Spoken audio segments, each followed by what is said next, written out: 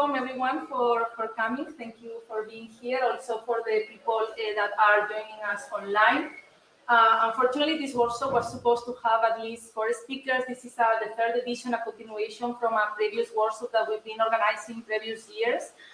Last year we managed to have 12 projects. Now we did have a previous workshop that happened right before the coffee break, which was online. We had 4 projects also focusing on renewable energy technologies. So some of those online audience is here with us, also following this continuation.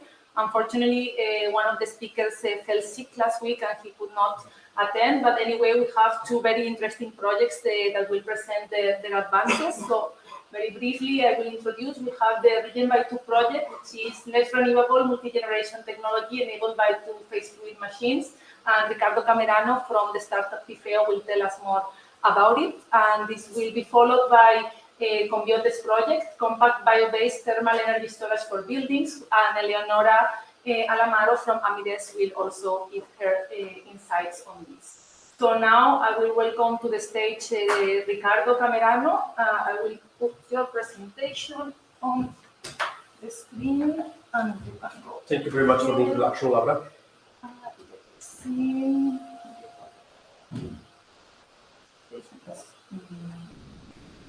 Is there anyone online attending? A few people, not many. Okay, a few people.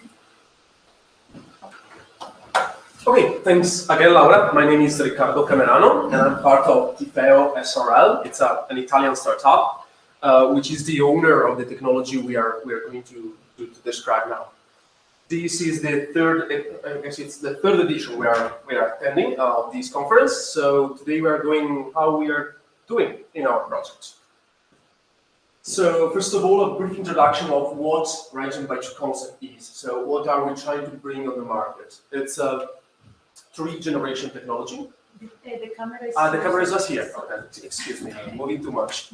So we are speaking about a 3-generation technology. So basically, we want to exploit renewable heat sources to provide the users with electricity, heat at the desired temperature, and cooling at the desired temperature. So with just 1 unit, we are able to provide any user with whatever energy they need all the time. And this falls within the European aim of having on the market reliable, performing, and flexible solutions. This is the call for low TRL technologies. It's a long way to have something like this ready, but we are targeting a time span towards 2040, 2050. We are now at TRL 3, so we're going to see, we have our demonstrators running and proving their functionality. So this technology, what is it? Is it heat coming into our plant, and the plant can select what mode to work on? So we can provide just electricity and heat, electricity and cold, or cold and heat, because some facilities, some users might have the need to have both heating and cooling. Moving a bit further ahead with our conversation, where did we start? Well, with a patent. So the founder of TFEO, my startup, during his PhD studies, he patented a thermodynamic cycle. So something that can, well, energy already exists on the market. It's not nothing new, but we want to do it in a more efficient way and in a more flexible way. And I thought this is the right combination of thermodynamic transformations to give the users what they need when they need it in an efficient way. So he patented the technology worldwide after doing calculations, mathematical calculation that proved that this idea can be beneficial for the future of the European market. And where are we trying to go? And something that will eventually look a bit like that. So it's a plant composed by vessels, pipes, heat exchangers, where the user facility is connected and where they can serve their needs. We are trying to prove that this technology is worth being funded and brought to the market, but because of its novelty, it will need some new components to be developed. We're going to see what and why, but within the project, we are not just building existing components, but we are developing new elements. And this is how the project is split. So we have phase one, which is the design phase, during which, as I mentioned, there are these components that need to be developed. This will be then put together in the construction phase, where the whole plant will be assembled.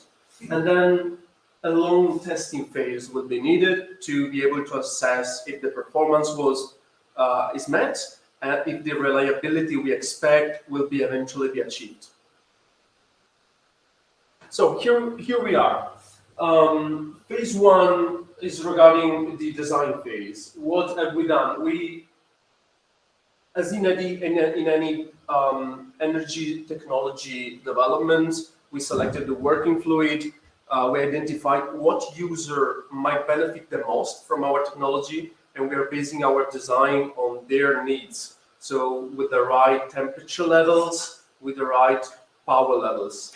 So in our assessment, we define like a tertiary user as the one who can benefit the most. So we are targeting heating and cooling of environment, of buildings, of airports, hospitals, but mostly heating and cooling, and the electricity needed by the appliances. Once we set the design constraints, so to serve this user, we moved into the machine development. So we will need to bring the working fluid from one pressure to another pressure, both in compression and in expansion, and dedicated machines are needed. These are the components I was mentioning, the ones that have to be rethought from scratch, because we are not working under normal circumstances.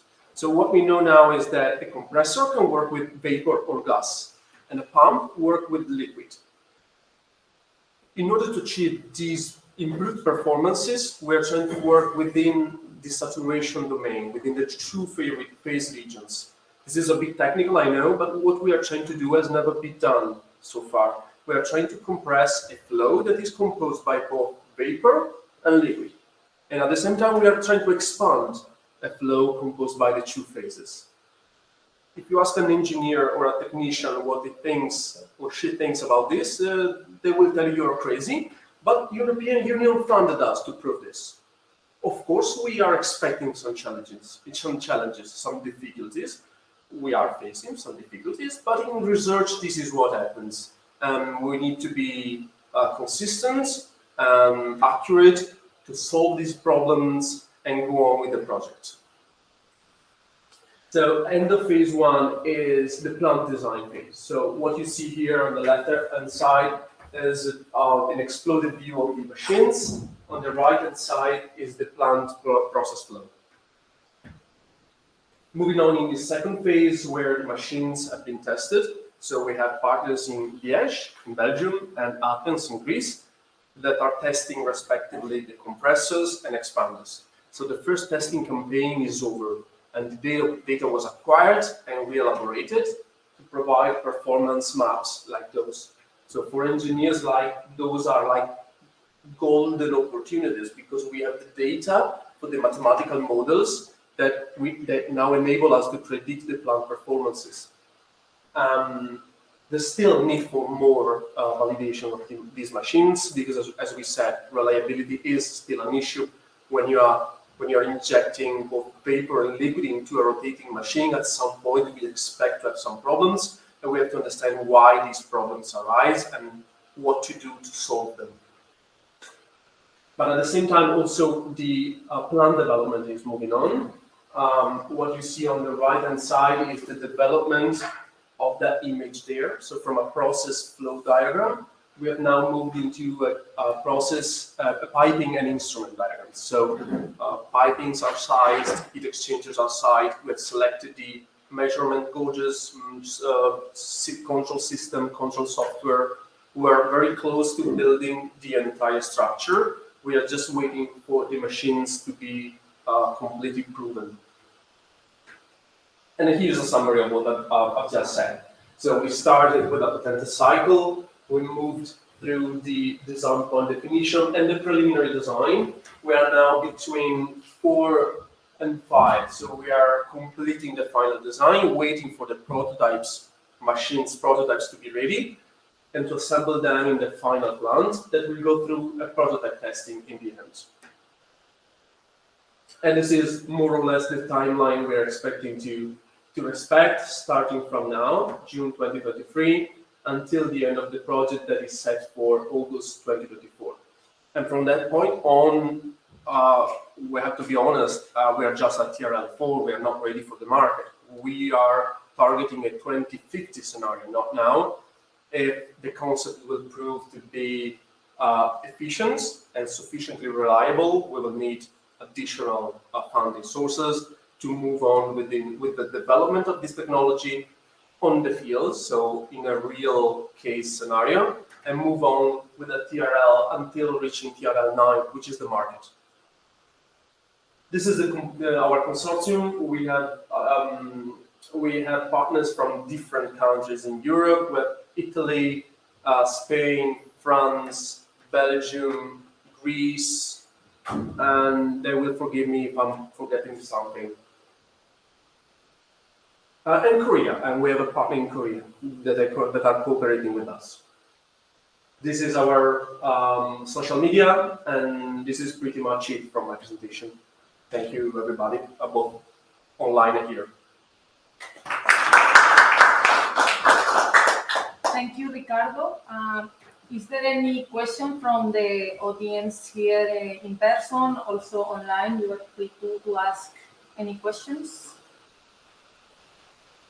No. Then I will ask a question myself. I'm part of the project, so I know, but maybe you can expand a bit and explain our audience about the selection of the user, right? You mentioned that now we're focusing on residential, that we chose among 5 different potential users. Could you explain which were these users and why we decided in this project to focus on residential? Absolutely, yes. It's a critical choice within the development of an energetic plant like this. We are dealing with that 3-generation technology. So, as I said, it means that we are providing both electricity, heating, and cooling. So we identified 5 users, 5 generic users that need all 3 of them. Otherwise, it would be a waste to have an energy vector not used by the user.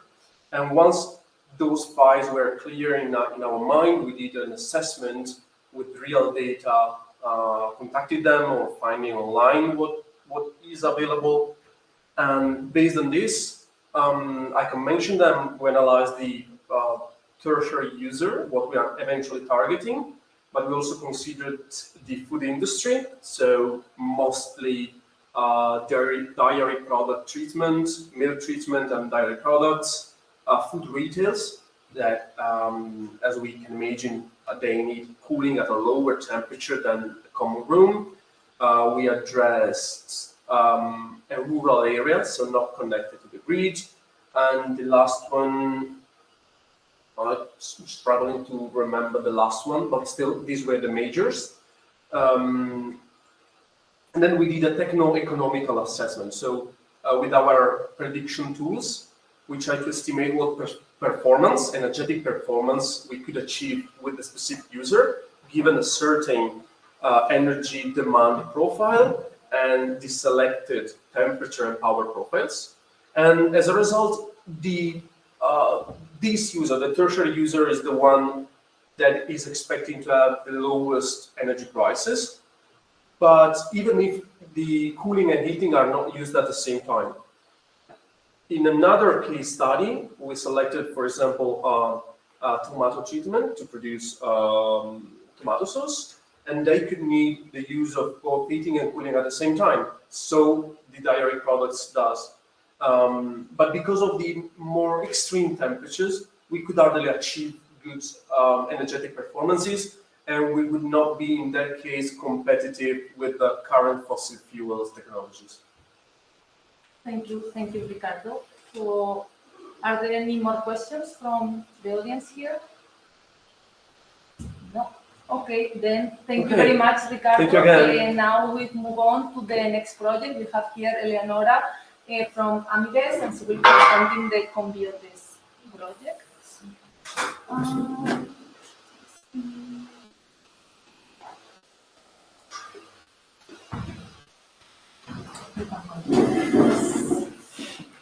Okay, so hello. Let me introduce myself first of all. I'm Eleonora Amaro and I'm the project and destination manager of CombiTest. And CombiTest was presented already last year at this same workshop. So what I'm going to do this year is to give you like a general overview again of the project and then give you the updates of the main findings that happened in the last year. And CombiTest tests for compact bio-based thermal energy storage for buildings. And Need to. And you have to point towards this side. Okay. It's a research and innovation project that was started in November 2019, but then unfortunately it was stopped immediately because of one of the partners, actually the main partner, the manufacturer. And then it started again on the 1st of June 2021, so 18 months after the suspension, and it's going to last 4 years. We have a project budget of 4 million euros, roughly, and we are 9 partners, 8 from Europe and 1 from China. That would make us a bit special.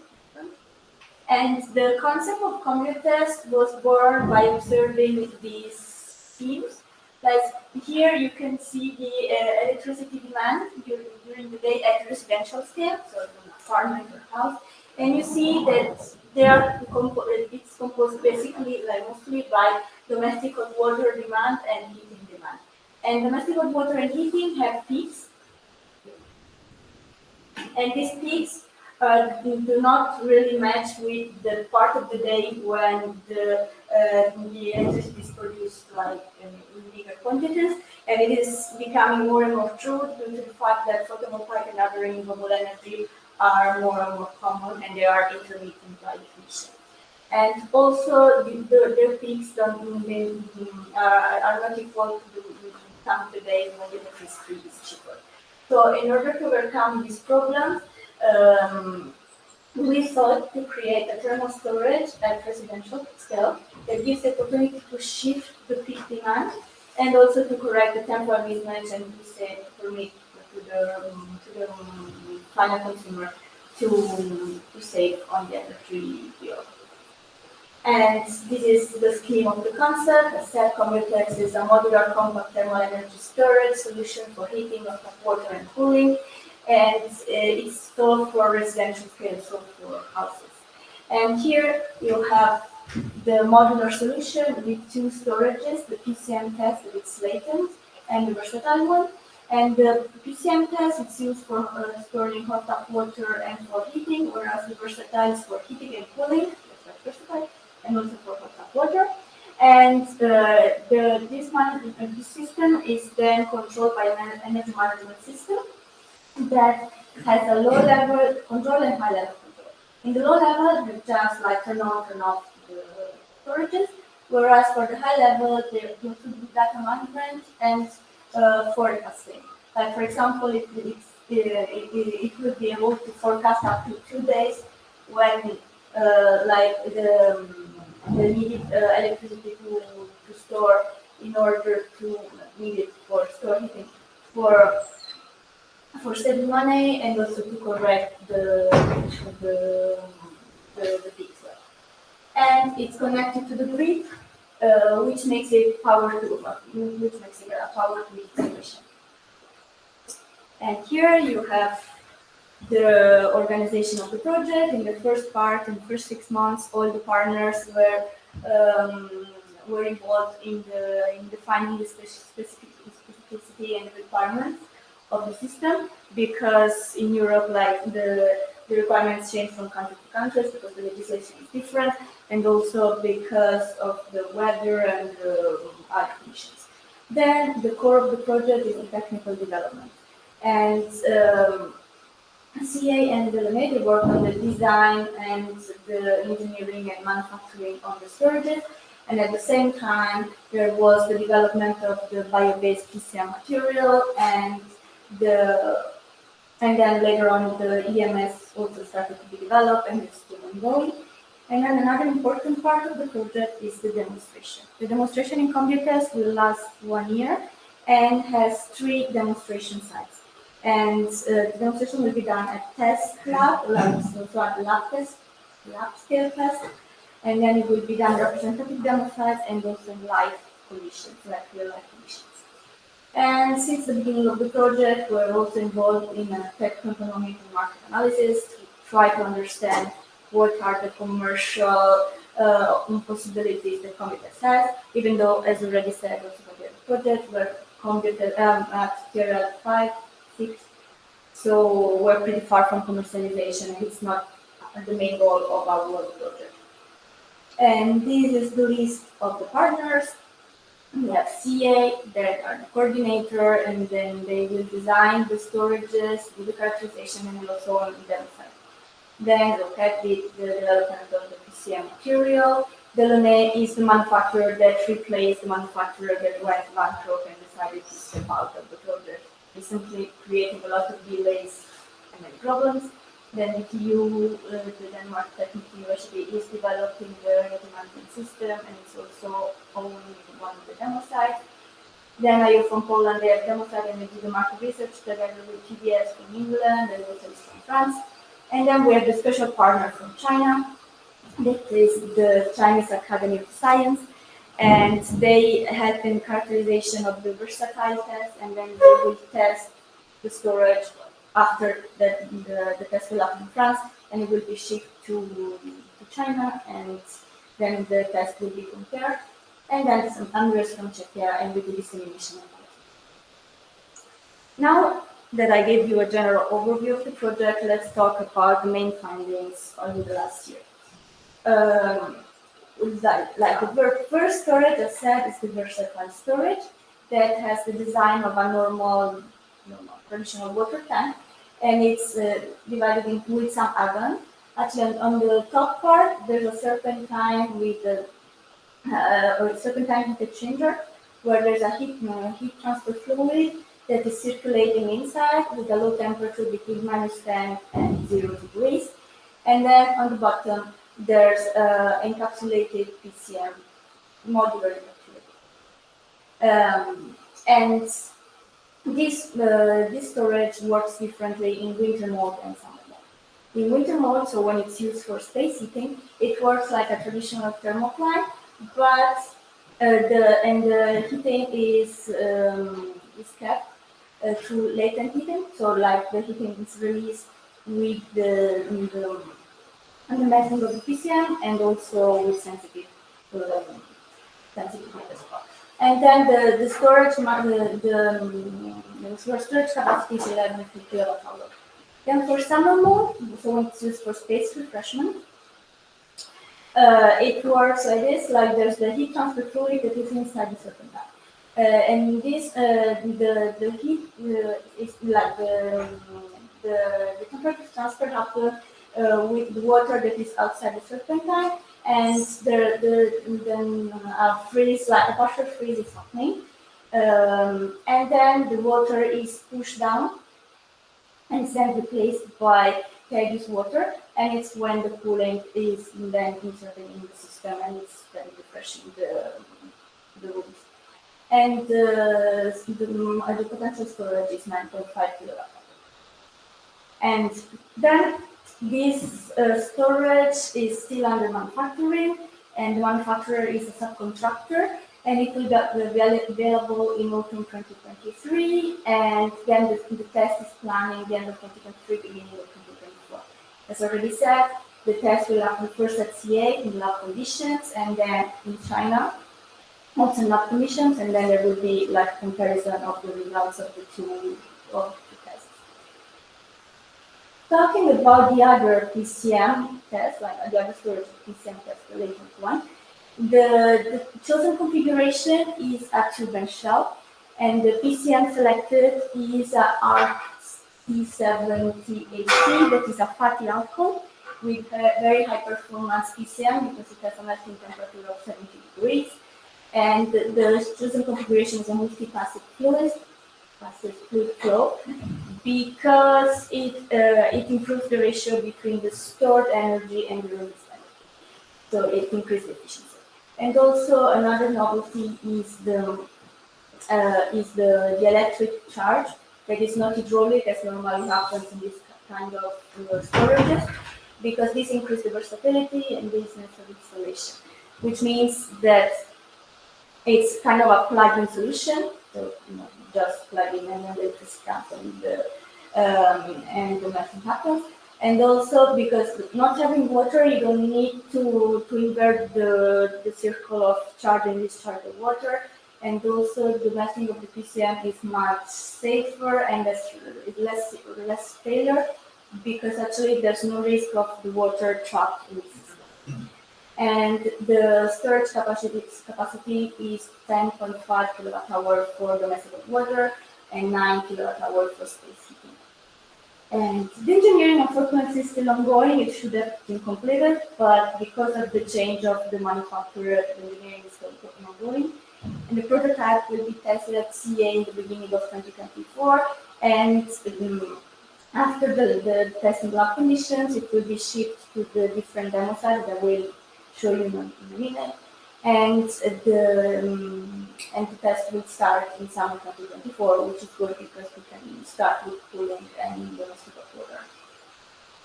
And here you have the design of the 3 passes configuration that is composed of 37 tubes, and also like all the technical aspects.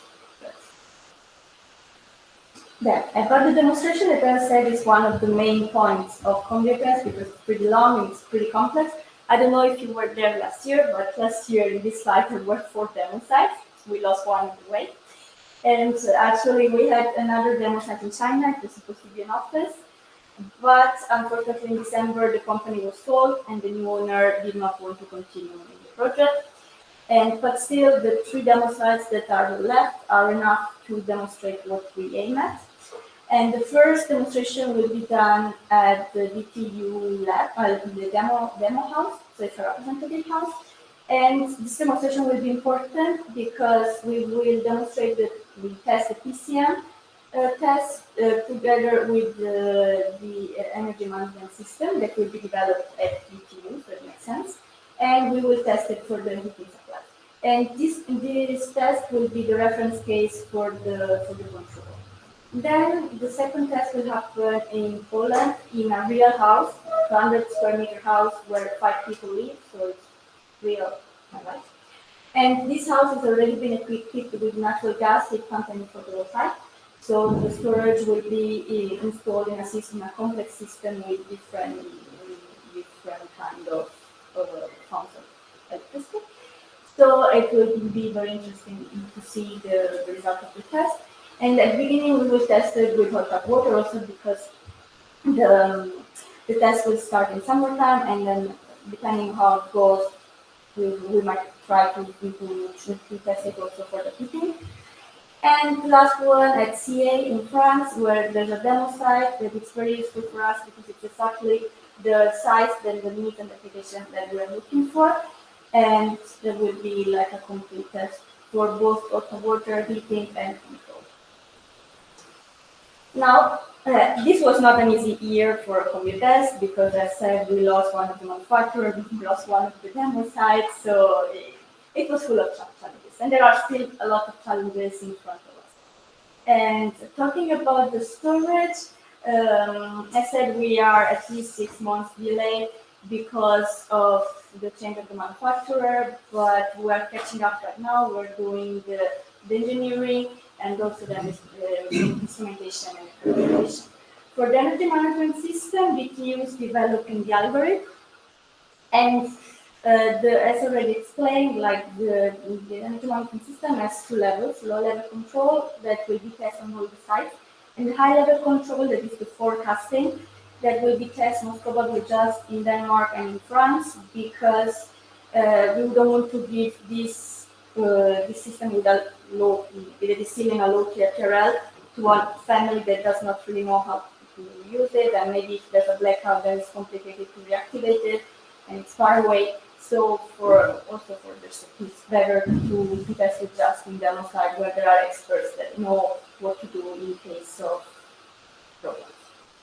Then when it comes to demonstration, as said, we lost one of the demo sites, and right now we are preparing the demo sites, and it's pretty hard because the demo sites are far away from each other, have very different characteristics, and so we need to adequately test both sites. And then this year we also started to talk about exploitation and commercialization, and the project was focusing on two different markets, Europe and China. And these markets are pretty different, and we have different challenges. Like in Europe, for example, we think that the computer solution is not that competitive for domestic use, because actually the water tanks are easier, more reliable, cheaper, already known by market. So why a final user should change from water tank to PCM tank?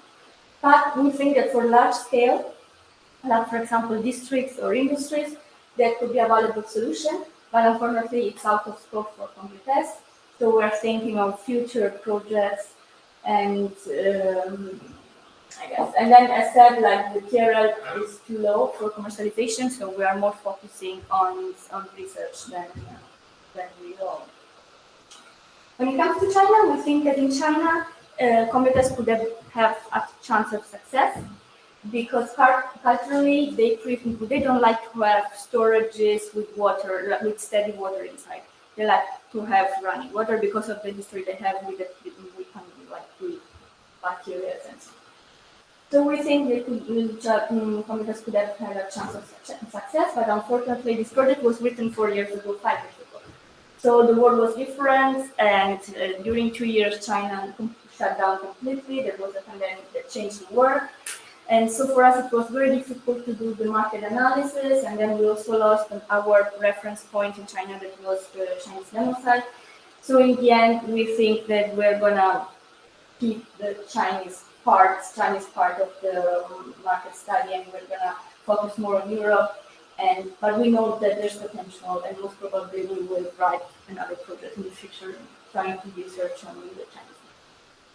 And well, I hope that next year I will have more happy news to share.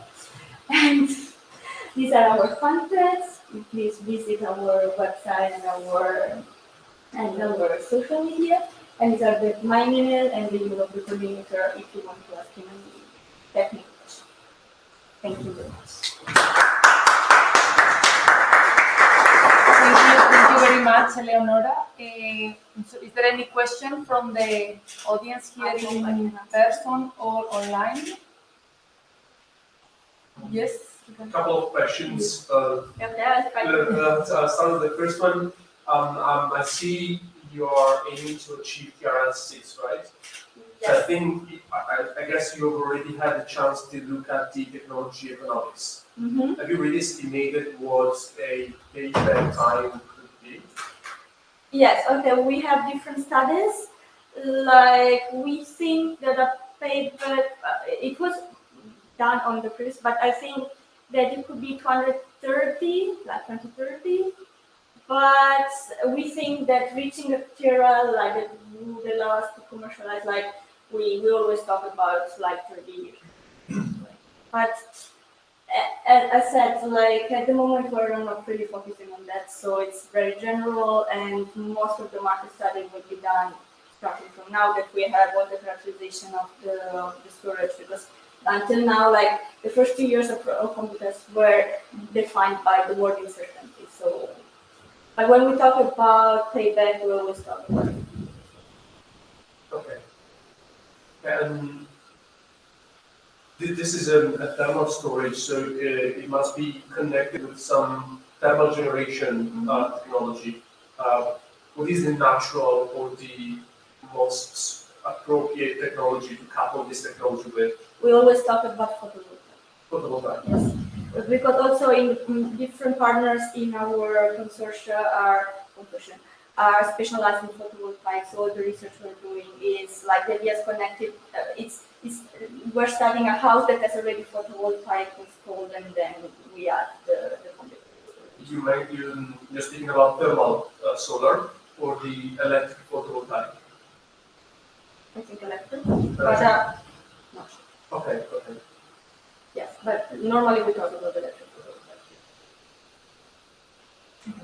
Any more questions?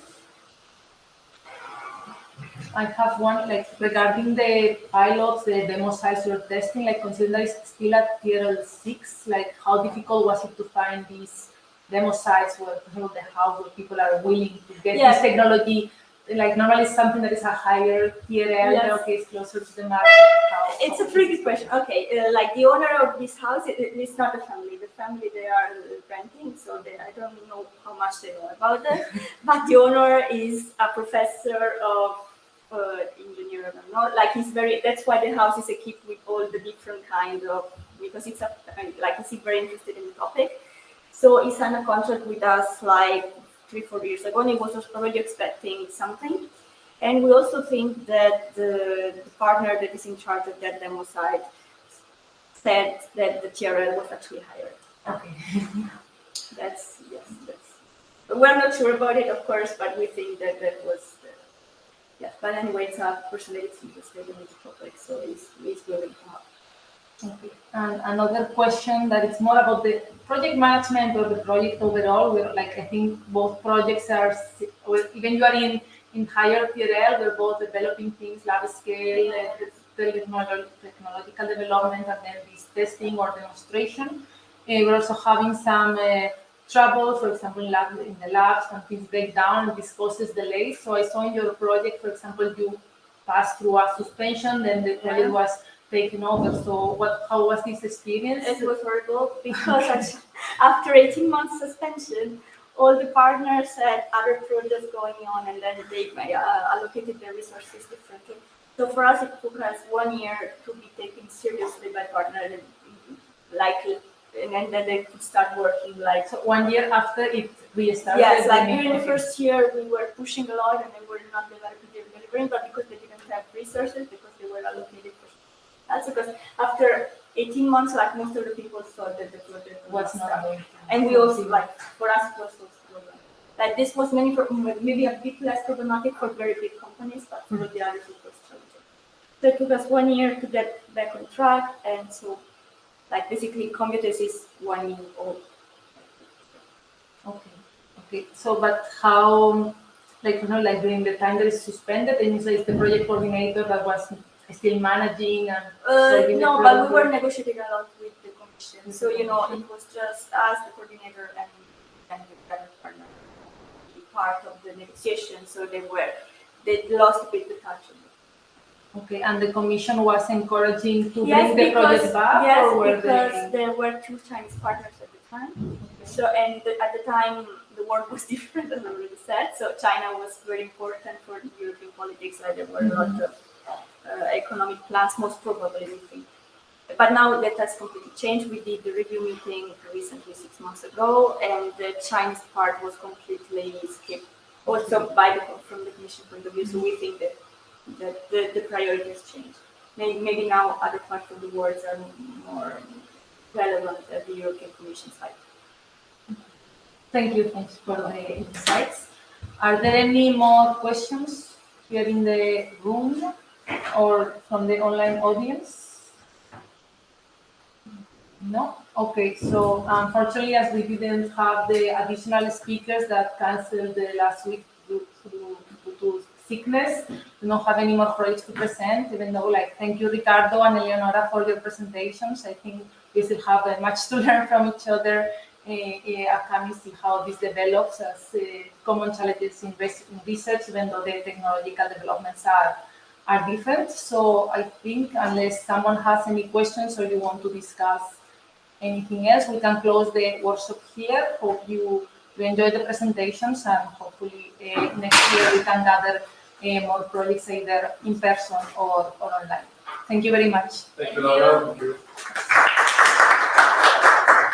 Thank you for those that were online. We're closing the session now. Thanks for attending. If you have any questions to any of the speakers, you have their email addresses, and the recording will be published in the website of the conference anyway for anyone that wants to come back to it later. Thank you.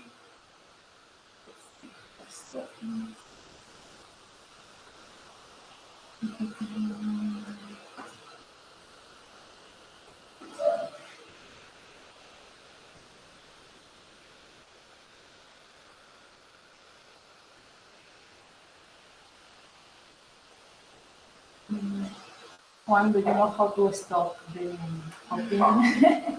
The what? the video